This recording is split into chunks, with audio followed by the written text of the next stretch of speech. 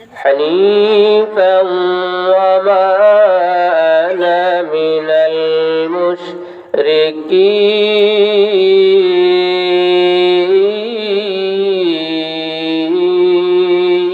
المشركين أعوذ بالله من الشيطان الرجيم بسم الله الرحمن الرحيم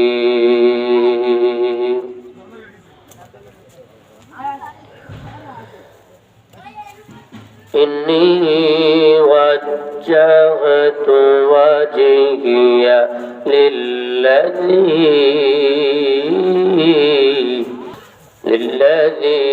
فطر السماوات والأرض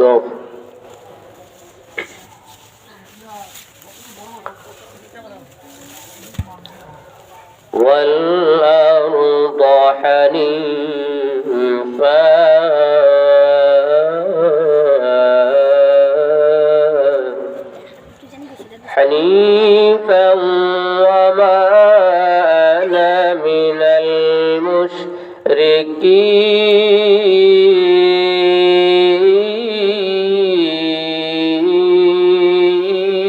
المشركين صدق الله مولانا العظيم وصدق رسوله النبي الكريم يا صاحب الجمال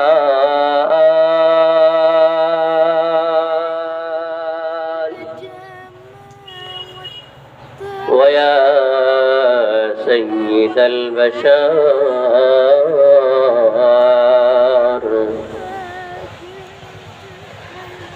من وجهك المنير لقد نور القمر بلغ العلا بكماله كشف الدجى بجماله حسنت جميع خصاله صلوا عليه وآله আলহামদুলিল্লাহ। আজকের নামটা হযরত আয়েশা সিদ্দিকা রাদিয়াল্লাহু আনহা দাওরায়ে হাদিস মহিলা মাদ্রাসার খতমে বুখারী উপলক্ষে যে দিনী মাহফিল চলছে, এটা আলহামদুলিল্লাহ আমাদের এলাকার জন্য একটা গৌরব। আমরাও আলহামদুলিল্লাহ বিভিন্ন জায়গায় মাহফিল করি, এলাকার যারা আছেন তারাও বিভিন্ন জায়গায় গিয়ে মাহফিল শোনেন, কিন্তু আজকের মাহফিলটা কিন্তু একটু ব্যতিক্রম ধর্মী। সেটা হলো দাওরায়ে হাদিস কোরআন শরীফের পরে যে সবচেয়ে দামি কিতাব বুখারী শরীফ, সেই বুখারী শরীফ আজকে খতম হয়ে যাবে কিছুক্ষণ পরেই। বড় বড় আমাদের মাথার তুল্য আল্লামা আহমদ আলী কাসিম দামাত বারাকাতুহুম আছেন, এবং আমাদের জাতীয় মসজিদ বাইতুল মোকাররমের খতিব। আমি যখন হুজানি বয়ান শুনি তখন থেকে আমি হুজুরের ভক্ত আল্লামা মুফতি মুহিবুল্লাহিল বাকি আন-নাদবী দামাত বারাকাতুহুমুল আলিয়া, শেখ MBM সিরাজুল মামুন দামাত বারাকাতুহুম নারায়ণগঞ্জ, ওনারা যারা আছেন প্রত্যেকে আমাদের মাথার তুল্য, মাথার তাজ তুল্য। আমরা স্বাভাবিক মাহফিলে আলোচনা করে থাকি, কিন্তু ওনারা হলেন আমাদের মতো বক্তা তৈরি করেন। এজন্য ওনারা এখানে আজকে কিছুক্ষণ পরে আসতেছেন, বুখারী শরীফের খতম হয়ে যাবে।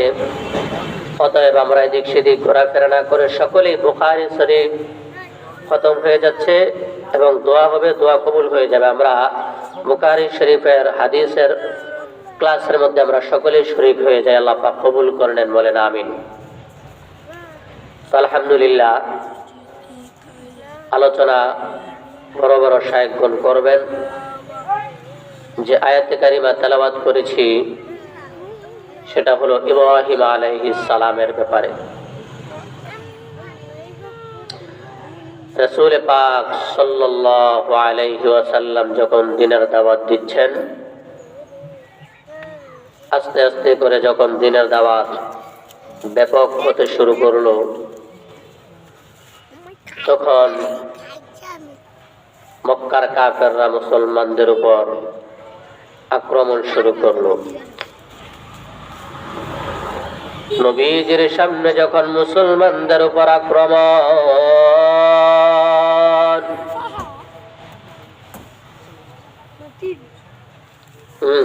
চুপ, নবীজির সামনে যখন মুসলমানদের উপর আক্রমণ, নবীজি সহ্য করতে পারলেন না। সাহাবায়ে কেরামকে বললেন, সাহাবায়ে কেরাম তোমরা হিজরত করে হাবশার মধ্যে চলে যাও। সাহাবায়ে কেরাম কাফেরদের অত্যাচার সহ্য করতে না পেরে ওই হাবশা দেশের মধ্যে চলে গেলেন। সেখানে যাওয়ার পর আবু জাহেলরা মুসলমানদেরকে খুঁজে পায় না। এবার আবু জাহেলরা দুইজন লোককে পাঠিয়ে দিল মুসলমানদেরকে ধরে আনার জন্য। মুসলমানগণ হাবশা বাদশার কাছে আশ্রয় চাইলেন, আশ্রয় নিয়ে নিলেন।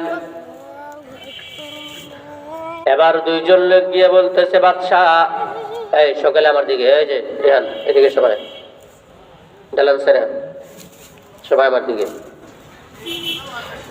এবার বাদশার কাছে বলতেছে, মুসলমান আমরা তো মক্কা থেকে চলে আসলাম, আমরা তো কোনো চুরি করি নাই, জিনা করি নাই, ডাকাতি করি নাই। কাফের দুইজন গিয়ে বলতেছে, বাদশাহ তাদেরকে আমাদের কাছে হাওলা করে দেন। বলে যে কেন হাওলা করে দিব? বলে যে তোমাদের দোনো দলের মধ্যে দ্বন্দ্বটা আমি বুঝতে পারলাম না। মুসলমানদের মধ্যে থেকে একজন জাফর রাদিয়াল্লাহু আনহু উঠে দাঁড়াইয়া গেলেন। দাঁড়ায়া বললেন, বাদশাহ তাদের সাথে আমাদের দ্বন্দ্বের কারণ হলো কয়েকটা। আমরা আগে মূর্তি পূজা করতাম, আমরা আগে শিরিক করতাম, এখন আমরা মূর্তি পূজা ছেড়ে দিয়েছি। এখন আমরা আল্লাহকে মানি, রাসূলকে মানার কারণে তারা আমাদেরকে দেখতে পারে না। আল্লাহ এবং আল্লাহর রাসূলকে মানার কারণে তারা আমাদেরকে দেখতে পারে না। এবার জাফর রাদিয়াল্লাহু আনহু বললেন, বাদশাহ আমরা আগে ছিলাম মূর্খ, আমরা আগে ছিলাম মূর্খ। তো বাংলাদেশের মধ্যে দেখবেন 20-30 বছর আগে, 40 বছর আগে যারা জীবিত ছিল, এখন যারা জীবিত আছে, আগে তাদের সময়গুলো গিয়েছে অনেক কষ্টকর। আগে ভাত খাইতে হইতো লবণ দিয়ে, পান্তা ভাত, কাঁচামরিচ দিয়ে, পেঁয়াজ দিয়ে। এখন এগুলার বর্তমান সময়ের ছেলে মেয়েরা এগুলা তারা বুঝাও না, অনেক আপডেট হয়ে গেছে। তো এইভাবে করে জাফর রাদিয়াল্লাহু আনহু বলল, ইয়া রাসূলুল্লাহ বাদশা আমরা আগে ছিলাম মূর্খ। লোকমান হাকিম একদিন উনি বয়ান করার জন্য দাঁড়ায় গেলেন। বয়ান করার জন্য যখন দাঁড়ায় গেলেন, একজন লোক বলল, লোকমান তোমাকে আমি একটা প্রশ্ন করতে চাই। বলে যে কি প্রশ্ন করবা? বলে যে তুমি কি ওই লোকমান নাকি যে লোকমান আমি আর তুমি মিলা ছাগল চড়াইতাম রাখাল হয়ে মাঠের মধ্যে? বলে যে হ্যাঁ আমি ওই লোকমান। বলে যে ব্যাপারটা বুঝলাম না, আমি এখনো মাঠের মধ্যে ছাগল চড়াই, তোমাকে আল্লাহ পাক এমন দামি বানাইছেন, তোমার নামের মধ্যে কোরআন শরীফের 14 সূরার মধ্যে তোমার নামে একটা সূরা দিয়ে দিলেন, তোমার দাম এত কেন বেড়ে গেল? লোকমান আলাইহিস সালাম বলেন, কয়েকটা কারণে আমাকে আল্লাহ পাক দামি বানাইছেন, এর মধ্য থেকে একটা কারণ হলো আমি লোকমান হলাম শুকরগুজার। প্রত্যেকটা কাজের মধ্যে আমি শুকরিয়া আদায় করি, প্রত্যেকটা কাজের মধ্যে আমি শুকরিয়া আদায় করি। এই যে আল্লাহ পাক আমাদের চক্ষু নামক নিয়ামত দিয়েছেন, অনেক আল্লাহর বান্দা বান্দিরা যখন ছোট বাচ্চারা দুনিয়াতে চলে আসে, চোখ তাদের থাকে না, চোখের মতো নিয়ামত আল্লাহ পাক তাদেরকে দেন নাই। আল্লাহ পাক বিনা দরখাস্তে আমাদেরকে চক্ষু দিয়েছেন, তাহলে এটার শুকরিয়া আদায় কিভাবে হবে? বলে যে আমি যদি মোবাইলের মাধ্যমে এই চোখ দিয়ে গুনাহের কাজগুলো দেখি, তাহলে কি শুকরিয়া আদায় হলো না? চোখের শুকরিয়া আদায় হলো না। মোবাইলের মধ্যে খারাপ জিনিস দেখলে, আমি যদি চোখ দিয়ে বিভিন্ন ধরনের গুনাহের আসবাবপত্র দেখি, তাহলে চোখের শুকরিয়া আদায় হবে না। আল্লাহ পাক কোরআন শরীফের 9 নম্বর পারার 13 নম্বর পৃষ্ঠার 1, 2, 3 নম্বর লাইনে সূরাতুল আরাফের 189 নম্বর আয়াতের মধ্যে আল্লাহ পাক বলেন, ওয়ালাকাদ যারানা লিজাহান্নামা কাসীরাম মিনাল জিন্নি ওয়াল ইনস লাহুম কুলুবুন লা ইয়াফকাহুনা বিহা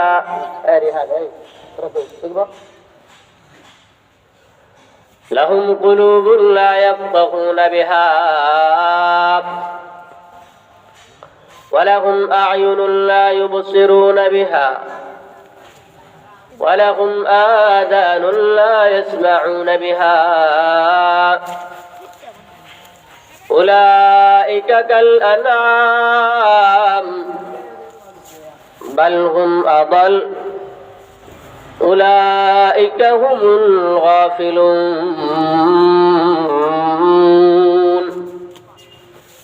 আল্লাহ তাআলা আমাদেরকে অন্তর দান করেছেন, অনেক বান্দারা অন্তর দিয়ে খারাপ চিন্তা ভাবনা করে। আল্লাহ পাক দয়া করে আমাদেরকে চক্ষু দিয়েছেন, আমরা কিন্তু নিজের মতো মন মতো করে চক্ষু দিয়ে গুনাহের কাজকর্মগুলো দেখি। আল্লাহর নবী বলেন, হে আমার উম্মত, কেউ যদি মায়ার নজরে, মহাব্বতের নজরে মা বাবার দিকে নেক নজরে তাকায়, আল্লাহ পাক ওই বান্দার আমলনামার মধ্যে একটা কবুল হজ, একটা কবুল উমরার সওয়াব দিয়ে দিবেন। ইয়া ইলাহি मुझसे मुझको दूर कर, ताकि देखो मुझे में तुझको एक नजर। या इलाही तू मेरा सत्तार है, या इलाही तू मेरा गफ्फार है, या इलाही तू मेरा माशूक है, या इलाही तू मेरा महबूब है। पूरे दिखे बसो, रेहाने को रे, रेहाने को এদিকে বসো, চলে যাও, রেহানে দিকে।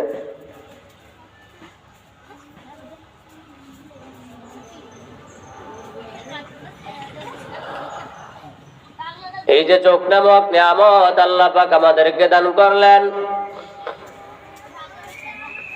এই যে রাত্রে বেলা আমরা মৃত্যু নামক ঘুম থেকে ওঠার পর আল্লাহ তাআলার নিয়ামতের মাধ্যমে আমরা সকালবেলা অতিবাহিত করতে চললাম। বলে যে ফজরের নামাজ আদায় করার পর কেউ যদি জায়গার মধ্যে বসে বসে জিকির করতে থাকে সুবহানাল্লাহ আলহামদুলিল্লাহ লা ইলাহা ইল্লাল্লাহ সুবহানাল্লাহ আলহামদুলিল্লাহ লা ইলাহা ইল্লাল্লাহ তুমি বাঁচাও তুমি মারো অবিরত ক্ষমা করো তুমি বাঁচাও তুমি মারো অবিরত ক্ষমা করো ধরার যে জন তাকে ধর ধরার যে জন তাকে ধর তোমার মুঠোই সবে আল্লাহ সুবহানাল্লাহ আলহামদুলিল্লাহ লা ইলাহা ইল্লাল্লাহ সুবহানাল্লাহ আলহামদুলিল্লাহ লা ইলাহা ইল্লাল্লাহ তোমার রিজিকে পরে অবাধ্য হই কেমন করে তোমার রিজিকে পরে অবাধ্য হই কেমন করে খোঁজে না পাই কোন ভাষা খোঁজে না পাই কোন ভাষা শুকর গুজার করার আল্লাহ সুবহানাল্লাহ আলহামদুলিল্লাহ লা ইলাহা ইল্লাল্লাহ সুবহানাল্লাহ আলহামদুলিল্লাহ লা ইলাহা ইল্লাল্লাহ নবীজি বললেন এইভাবে যদি কেউ ফজরের নামাজ আদায় করার পর জায়গার মধ্যে বসে জিকির করতে থাকে সুবহানাল্লাহ আলহামদুলিল্লাহ লা ইলাহা ইল্লাল্লাহ সূর্য ওঠার আগ পর্যন্ত যদি কেউ এভাবে আল্লাহর জিকির করতে থাকে রে মুমিন এরপরে যদি বান্দা আল্লাহর সন্তুষ্টির জন্য 4 রাকাত ইশরাকের নামাজ আদায় করে দেয় আল্লাহ নবী বলেন হে আমার উম্মত ওয়াল্লাহি বিল্লাহি তাল্লাহ আল্লাহর কসম একবার আল্লাহর কসম 2 বার আল্লাহর কসম 3 বার বলে যে ওই বান্দার আমলনামার মধ্যে একটা কবুল হজ একটা কবুল উমরার সওয়াব লিখে দিবি ইয়া ইলাহি মুঝসে মুঝকো দূর কর